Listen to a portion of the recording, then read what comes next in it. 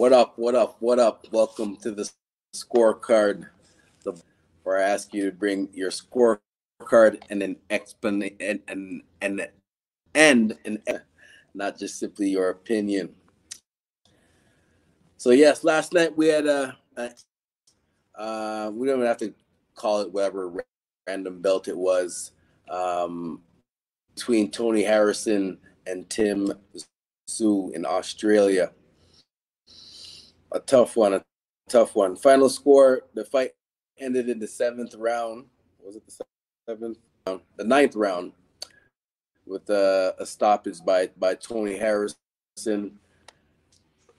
The judges had it scored 75-77, 75-77, and my exact score was 77 for Tim Tszyu. Same as the judges. My man Tony Harrison, much love, much respect to him. Best jabs in boxing. And that was his main, but it wasn't enough to get him past Tim Tszyu's walk him down game. More detail in that in a second. But Tony Harrison, first, if you don't know, from the super bad gym over in 5 minutes away from our gym and over in Detroit, Michigan, with a record of 29 wins, 29 wins with 21 4 losses. His biggest was against Jermell Charlo back in 2018. Won a decision against him match, and had a couple of good wins since then. But yeah, man. Tim Tszyu, this guy really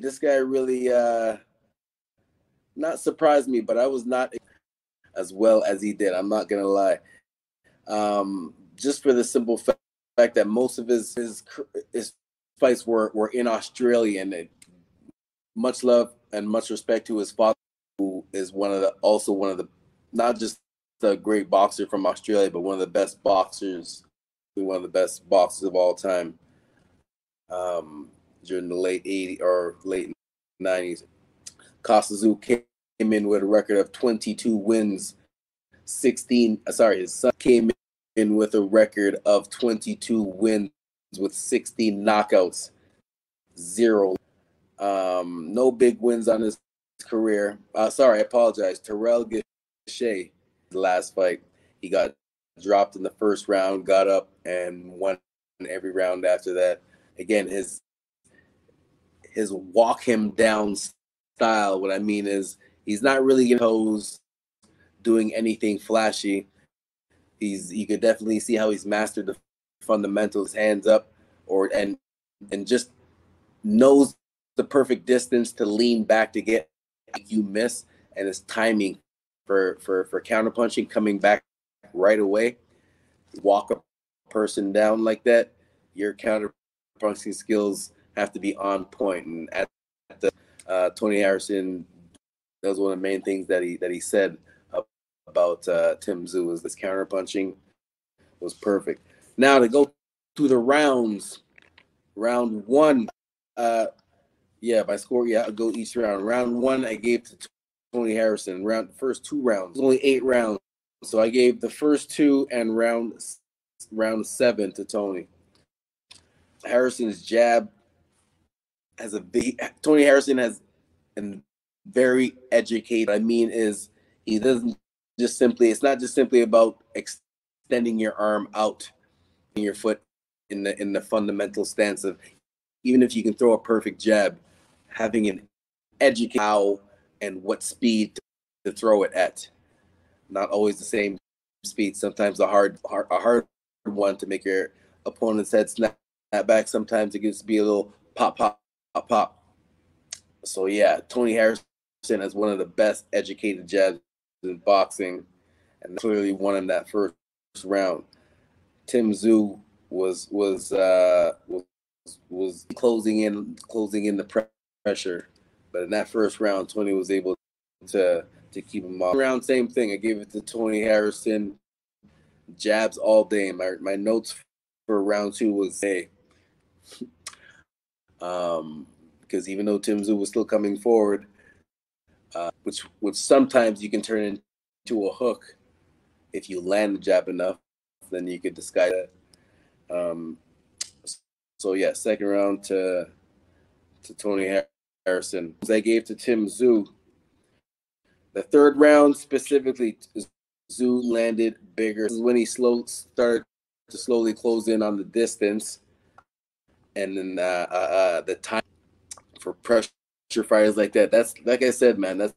That's very good. By the third round, usually it takes guys a couple of rounds to warm up. Like usually maybe by the fifth or sixth round, right from the third round, that he can tell Harrison's time. He must have caught.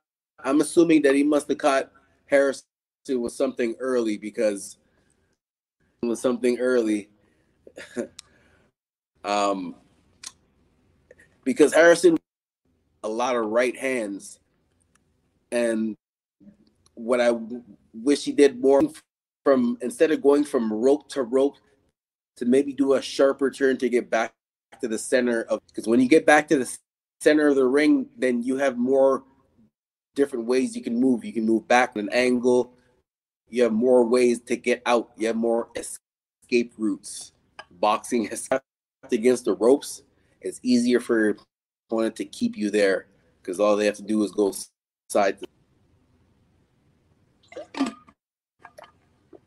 Round 4, Tim Tszyu.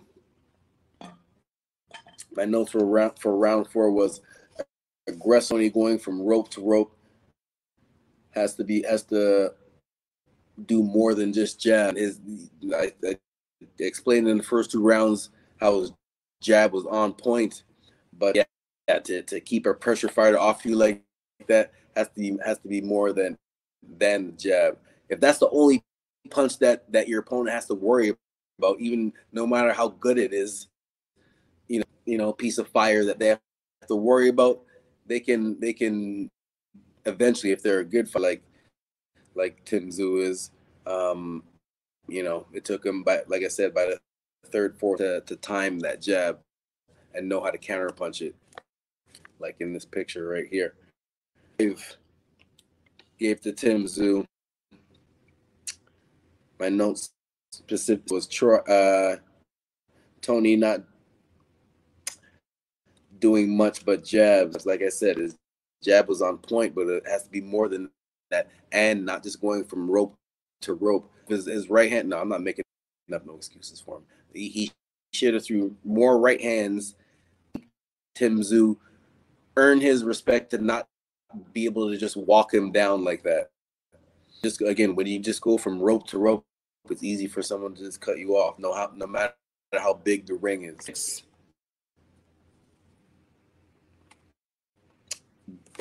Yeah, did I give? Yeah, I did. Round 5, I gave to Tim Tszyu. Round 6 is the Harrison, but that I marked that as a close round. Yeah, round 2 that's close rounds. Round 2, and like I said, definition of a close round, it went either way. So round 2 and round 6, which I'm talking about right now. My notes for round 6. Tony again. And the jab is not really keeping Tim Tszyu off him. He's not really keeping his opponent. Round 7 and round 8 gave to Tim. His walk him down game is very serious. Not just simply cutting off the ring. As soon as he cuts you off, he knows exactly that, like he's waiting for whatever can not barely move out the way. He moves out the way, makes you, and his timing for his counter punching. Again, it's one thing to make somebody miss, but it's another thing for you to have the reflexes to come back right away. So yeah, man, this kid Tim Tszyu, I say kid, he's 28 years old, so he's right in his prime. So that's why his next big fight, Jermell Charlo. Yeah, it is Jermell Charlo, the one that won disputed 154 champion. Yeah, put some respect. Go into the rankings right now.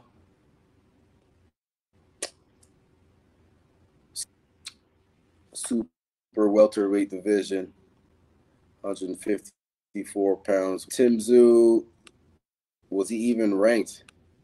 This guy wasn't even ranked in any of the major sanctioning belts, in the four major belts, the WBCW or WBO.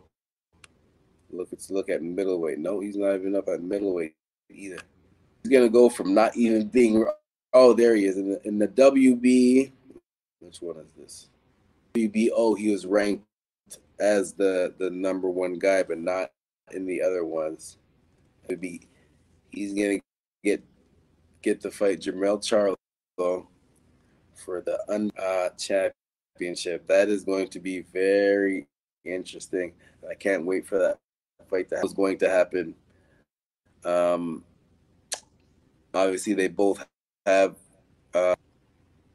and Tony Harrison, Jermell Charlo. All of his rematches knocks his opponents out, and he always looks better than his. And yeah, man, Jermell Charlo versus Tim Tszyu. I wonder when that's gonna happen, but it should be a serious one. What else do we have at the super welterweight division?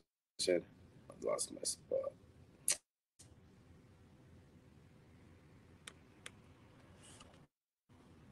Yeah. Jaime Munguia, this guy, he's another one. He's another pressure fighter. Yeah. Jaime Munguia versus Tim Tszyu might be very but I'm not sure who else would take that fight. We got Iris, who got the belt because Golovkin gave it up. Joe Martinez. No, I'm not even paying attention to that. Dervyevchenko. All right, not much going on at the middleweight. Let's look where I was supposed to be looking. Super middleweight. We got Liam Smith. We got Tony Harrison, who's probably going to move down. But yes, same thing. There's not much going on. Danny Garcia make his comeback very soon.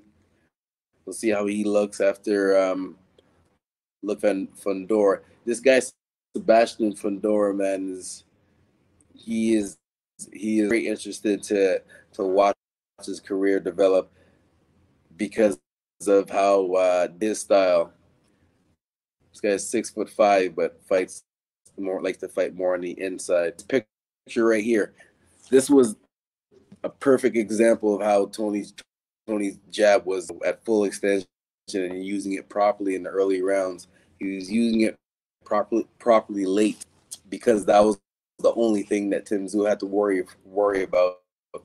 He was able to time it. I was talking about Fundora being 6'5". These guys are a problem. Versus that, it'd be something. But these guys have to get some belts and first before they get their names out there. Josh Kelly lost a while ago, but he has the skills to work his way back up. He's ranked in number 7 and number 5 and two of the rankings. Danny Garcia at 154 now. That's a name. How about Tim Tszyu versus Danny Garcia? That fight. That would be very interesting. Danny Garcia versus or one of these guys, Sebastian Fundora. Oh, he does have a WBC belt, unless he is no. Because Jermell might talk about it. Jermell Charlo is undisputed. Fundora must be next in line. Yeah, man. When you got the belts, you got the wolves coming for you. So he has to worry about Sebastian Fundora. He has to worry about. I believe Danny Garcia still see his last. He lost to his last big loss was to Earl Spence, That was the last fight that I know, last big fight I remember him having. He didn't get beat up, but he just out jabbed him. So we'll see what Danny 4 pounds. Other than that, not much else going on at one. No, not much going on now. It's at 154. What's going on? Anybody in the chat? No. What's going on? Everybody's lazy, man. Come on. Yeah, that is it. That is it. Yeah, not much else. Not much else. Super welterweight division. My defensive, and then we'll talk about the defensive tip of the week.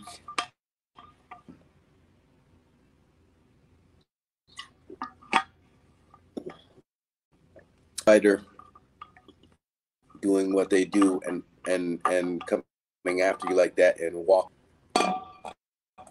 One offensive thing, one defensive thing. Thing has to do with defense. You have to have a very good jab, and of course, having a good jab will blind them for that second, and they won't even see that right hand. And then after you have to do a sharp turn, not just simply move, sharper turn to get back to the center of the ring. Easiest way to do that is whatever hand you throw, combination you throw, whatever you decide to throw, whatever hand you finish with, and make a sharper turn to get back to the center. When you get back to the center, then you could do some fakes just to at least slow down your opponent from coming forward, slow them down, and then go from there and then get back to work for the week. Defensive move of the week. But at the same time, sometimes you try to implement your game time. Actually, to the post-fight press conference, I always do my best to listen to the post-fight press conferences. The fighters will tell you, the real, what really happened, and it's also the place where they'll come up with excuses too. Sin is a real guy. Much respect to him. He said his brother came up with the great game plan, and he was following it, but he went off the game plan. His own fault. That's what Tony. So he admitted it that he was his own fault. So because a lot of people make up excuses. And then things didn't go right leading up to the fight. He didn't make up any excuses out of it. He took the loss, took responsibility for not listening to his coach. But yeah, much respect for that. Yeah, and there we have it. Scorecard. Even though this fight didn't finish in the scorecard, we still gave you the scorecard. And then shout out to Talking Fight, the #1 boxing channel on YouTube. And to Cedric Sports Training. Check me out on any social media sure you check out this show live Sundays, most Sundays at 9:30. Shout out, real quick. I got to give a shout out to yesterday and today. I had a level 1 boxing course for Boxing Ontario. New coaches, so shout out to those 10 new coaches that got certified. Spent their 2 days, getting some boxing education. Yeah. All right. If you haven't done yet, make sure you come on, press that like button, share, subscribe, and all right, man. At Cedric Sports. I'll be back next week.